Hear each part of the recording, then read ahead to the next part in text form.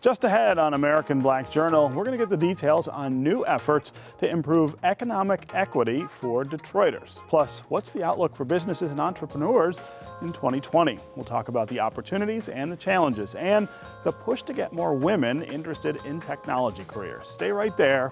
American Black Journal starts now.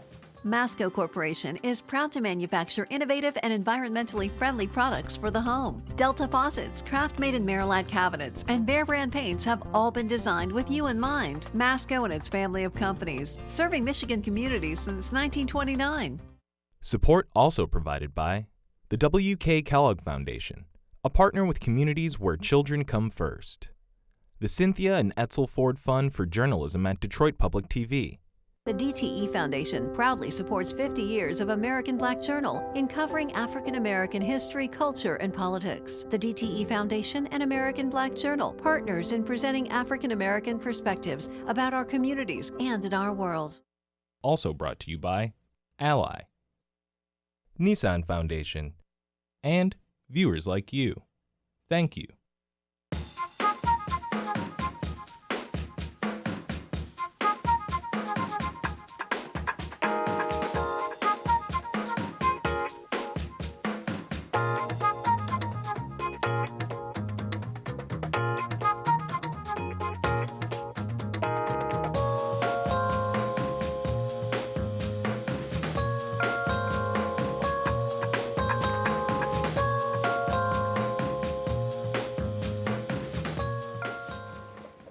Welcome to American Black Journal. I'm Stephen Henderson. Detroit Future City is expanding its efforts to drive change in the city of Detroit. The nonprofit has added a new department that's called the Center for Equity, Engagement, and Research. The goal is to advance economic equity in Detroit and the surrounding region by using extensive research and data. Joining me now are Anika Goss, who is Executive Director of Detroit Future City, and Wendy Lewis Jackson from the Kresge Foundation, which is providing funding along with the Hudson Weber Foundation. Thanks to both of you for being here. Thanks for having us. Thanks for having us. Yeah, so talk about the role that you hope this new center will play. This is a conversation that you and I have had before here on American Black Journal, and a conversation a lot of people are having in Detroit. Yes. How do we make sure that everybody has opportunity to participate in the things that are happening? Yeah. What do you hope to accomplish? Well, one of the main things that we hope to accomplish by this is not only having really clear and accessible data and information, but we also want Detroiters to be able to understand how decisions are made in Detroit. So the data, the same data that policymakers and investors are using to make major decisions, Detroiters need to understand that data as well. We also are hoping to also then influence how investments are made in Detroit. Some of the inequities that are happening right now in Detroit feel intractable. The job disparity is one example. Yeah.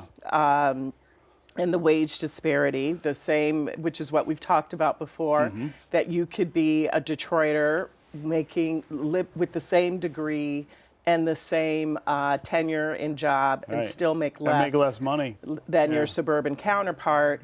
How do you fix that? Feels really, really challenging. And unless we actually stay on that issue, on that data point, we won't be able to really get to how we fix it. Yeah. So how do you make sure then Detroiters are getting that information, and more importantly, maybe, how do you make sure that policymakers are getting that information so they can change some of these things? Right. So part of the new center will give us the capacity to be able to publish more, to have more staff just designated on research and publications and getting that word out.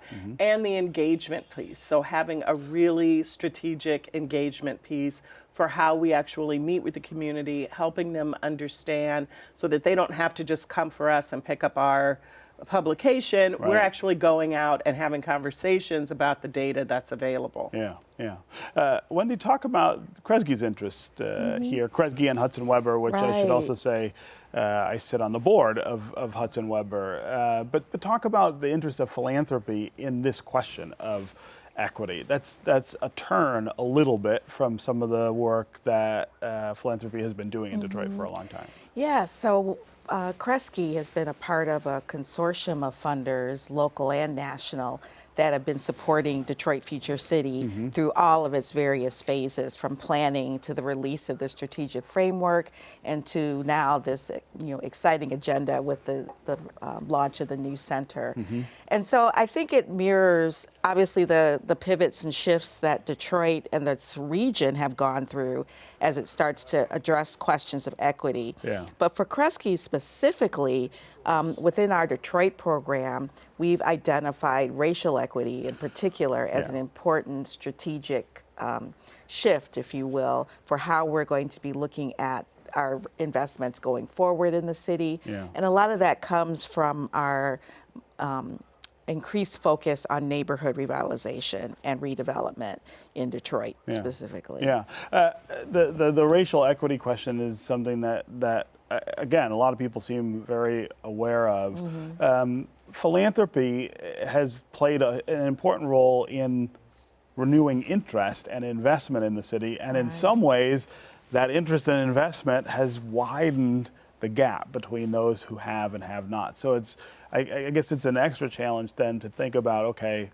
well, we did these things that really made a difference. How do we make sure that everybody catches up and benefits from it? Yeah, I think, because of where Detroit was at, particularly after the bankruptcy and needing that economic jumpstart, that economic boost. Yeah. And a lot of those investments went into, quite candidly, the core of the city. Now that philanthropy and others, the city itself, city government itself, is looking more at what's needed to really bridge the gap and ensure that neighborhoods benefit from new investment and continued investment. This equity agenda is, front and center and has taken a significant priority. How does this dovetail with the other work that Detroit Future City is involved in? Well, we really believe that the economic health of a city is directly related to environmental health. So what kind of neighborhood are you living in, and how you are able to manage water in your home, how you're able to live in the community around you, that's where there's productive land as opposed to vacancy and blight. It has a direct economic impact on you as even a renter or property owner. And those are the things that we're already working on with our environmental work and our sustainability work, as well as our community and economic development work. Having this focus of equity really and this integration of the data really allows us to actually go much deeper in our existing work. So when you say the word equity, I think it depends on who you're talking to, sort of what they think about what that word actually means. And I guess what I'm getting at is like specifically defining it, right? What does that look like, and how do you measure? I mean, these are the questions that obviously you'll be answering at the center, but I'm not sure that everybody necessarily agrees or understands what those things are. So I'll tell you how we see it. I agree that people might see it differently. I think Policy Link and Angela Glover Blackwell, who really coined that term, would say it's really up to you to define it, what you really feel like equity is. However, what we really want to do at Detroit Future City is focus on inclusive growth for everyone in Detroit and creating economic opportunity for everyone in Detroit. And not being afraid to focus on the racial inequities that exist right now that have economic repercussions for the city in its entirety. The fear of confronting that racial question, I think, is one of the things I was getting at there with that question is, some people will say, well, equity, why does that have to be about race, right? Isn't it more about economics, or isn't it more about one region versus another? But here, especially, it's impossible to talk about that question without. We are a city that's 80% African American, and 14% Latinx. So whether you like it or not, the general you, we are going to talk about race, because even if we are, even if the percentage of is still a majority minority city, the majority minorities that are living here are not economically viable and Right. healthy. They're not prosperous. Yeah. And we're not organized right now in Detroit for African Americans and Hispanics to be prosperous. And in other conversations we've had, what ends up happening is that we'll see black households make more money and then move. And I think the goal for everyone in Detroit is that Detroit should be a place where you can be economically viable Right. and prosperous. So then we need to reduce the racial gap and the racial and economic inequities that keep families from choosing Detroit as their home. Yeah, yeah. Wendy, how does philanthropy measure success for this kind of question? What does that look like? Yeah, I think Detroit Future City is going to play obviously an important role in defining success through two ways. First of all, it's just getting the data set that we need to make good and successful decisions. Yeah, right. And from some of the data that Detroit Future City has already collected and produced, whether it's the African American Middle Class Report, the Detroit Reinvestment Index, you know, this issue of equity is a theme that is already present and they can build on with the development of the new center. The second issue is going to be around how is the community, Detroit and the region, engaged in looking at this data, understanding this data, and applying this data. And so those are really the two ways primarily that philanthropy can be most involved and resource this kind of work and this kind of conversation. Okay. Well, we'll look forward to the work and hopefully the progress that comes from doing the work. Yeah, thanks for being here. Thank you for having us. Up next, the outlook for businesses in 2020. But first, here's a 1997 American Black Journal conversation with the widow of businessman Reginald Lewis, who was the first African American to create a billion-dollar company. When you were here last, you said something to me that I have never forgotten, and that was along the lines of what you just said. You said, Daryl, I want people to understand, especially black people to understand, that a black man did it. Exactly. What did Reginald Lewis do? Well, he said it himself. He was able to disprove a lie that a person of color cannot go to the very top of financial and economic power. He did. And for all the rest to follow. This week is the 50th anniversary of Jackie Robinson's breaking the color barrier in baseball. I would love to think that Reginald Lewis was the Jackie Robinson in the business world because he broke the color barrier in business by doing a $1 billion leverage buyout, the first African American to do so. It's amazing that a lot of people do not know of Reginald Lewis's exploits in the corporate arena and what they really mean in terms of breaking that barrier. What do you think is the greatest ray of hope or the greatest single message as you think and reflect on everything he went through now to get to where the business is today? What to you is the most clarion, most clear message people should take away from his experiences? From his experience, don't listen to naysayers. Even within yourself, don't stop at failure. Failure is really another spelling for success. Okay, so in any failure, there is an element there that you can study so that you turn it around and make it successful. Mr. Lewis was not an overnight success. He failed 3 times to buy a company for his own. And by doing that, he was able to prove that, it's very banal. A quitter never wins, a winner never quits. But it really is. If he quit after the 3rd deal that failed, then he would not have gotten into McCall Pattern Company and eventually the Beatrice Food Organization.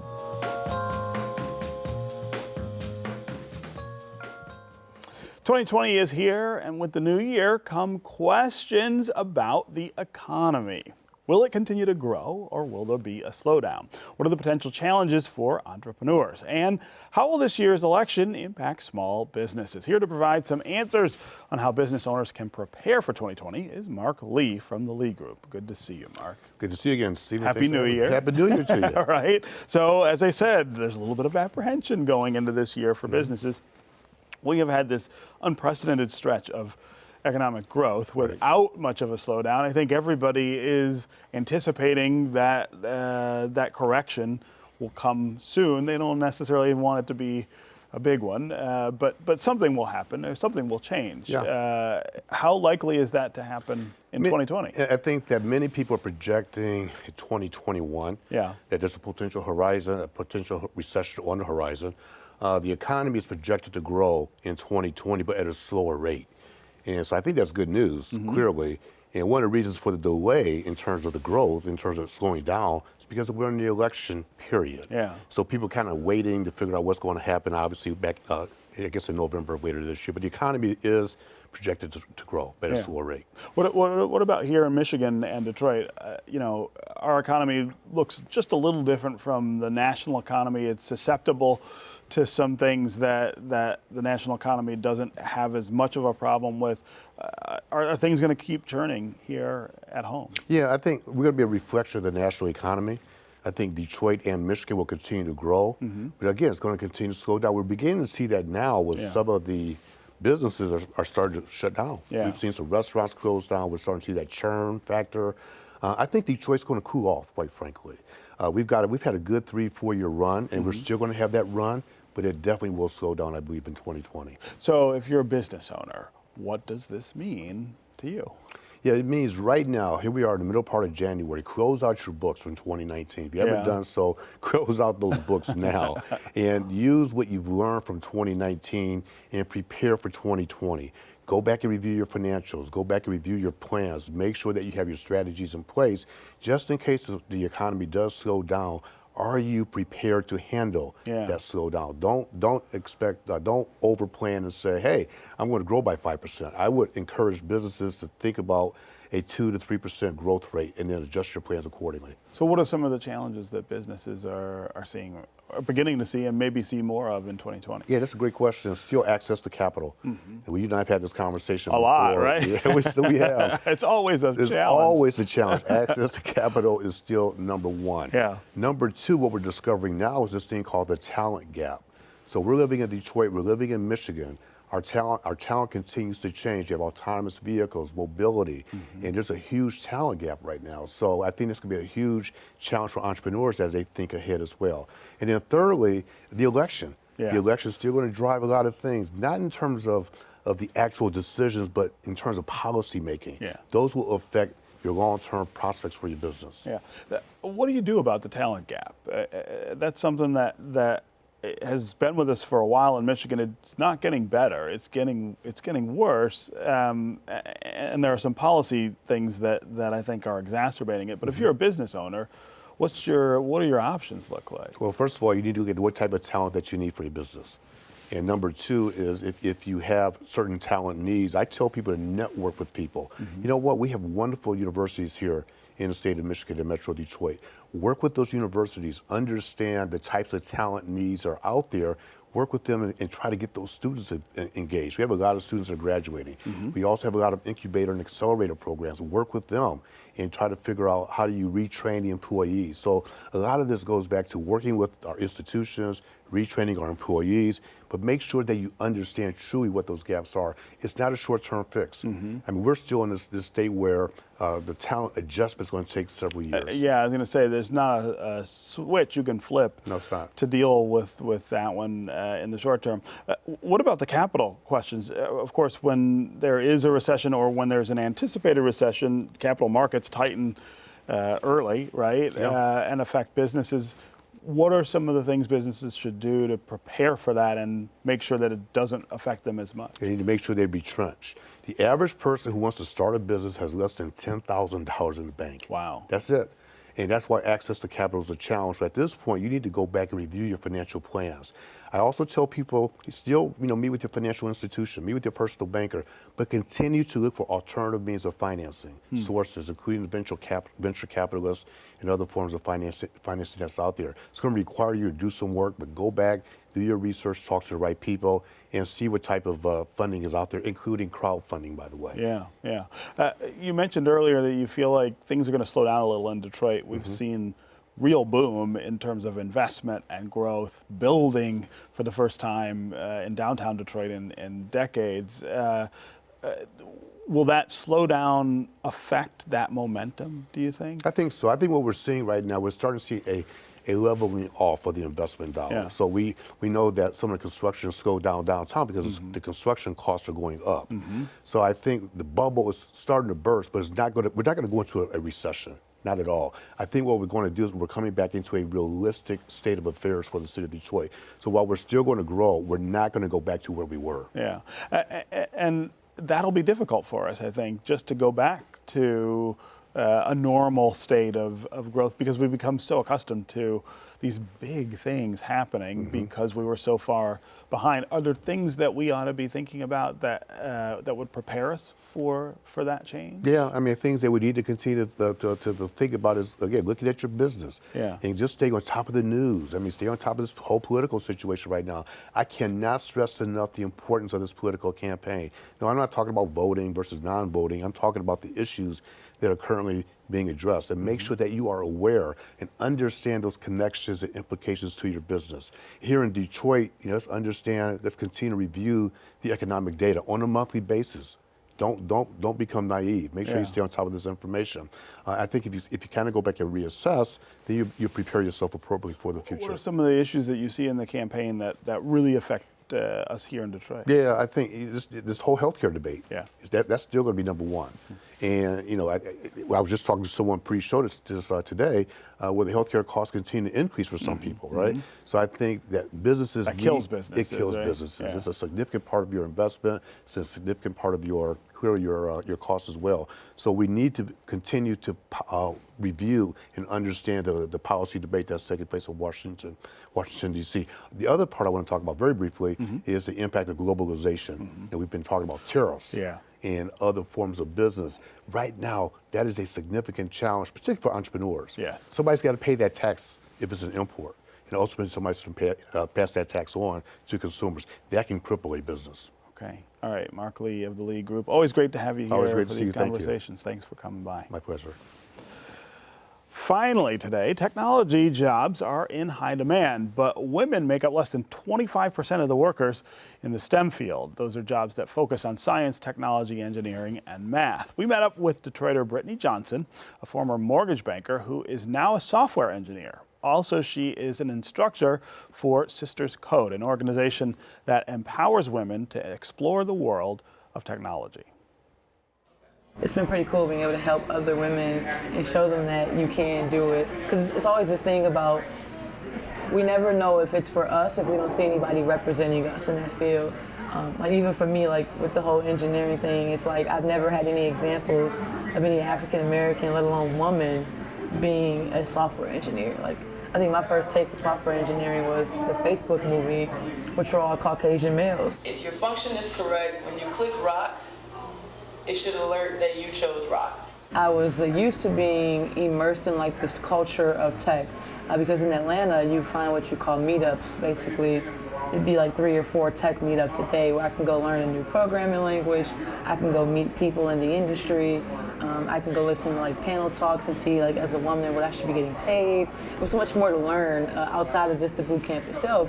So when I came here, I was looking to continue that same education for myself, and I couldn't find any organization or anything to help with until I actually came across Sisters Code. This is the computer. Now we're doing our LSIP as far as our what we chose as far as games. You didn't see an African American person or a woman, coding and making these applications. So it's kind of like that imposter syndrome of like, can I do this? Like, is this really what we're supposed to be doing? And so being able to do that and then also be an example for these women has been amazing. So the library, and then all these books. Exactly. So you got like React, you got jQuery. Even though I've had this role for it'll be a year on May 14th, just continue to shake that imposter syndrome and know that I do belong is something that's important.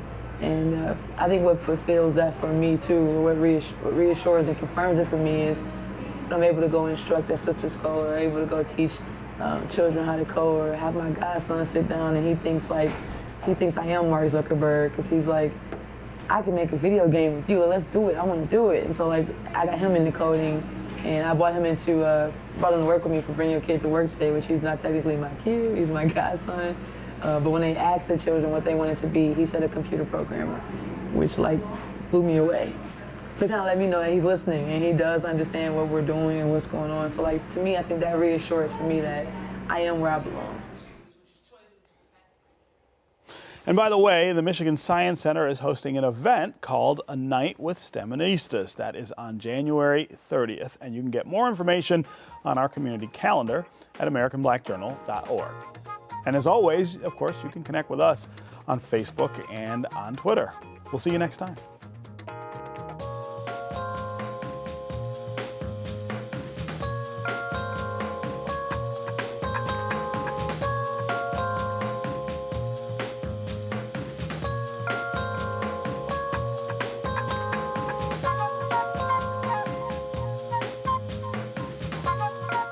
Masco Corporation is proud to manufacture innovative and environmentally friendly products for the home. Delta faucets, craft-made in Merillat cabinets, and Behr brand paints have all been designed with you in mind. Masco and its family of companies, serving Michigan communities since 1929.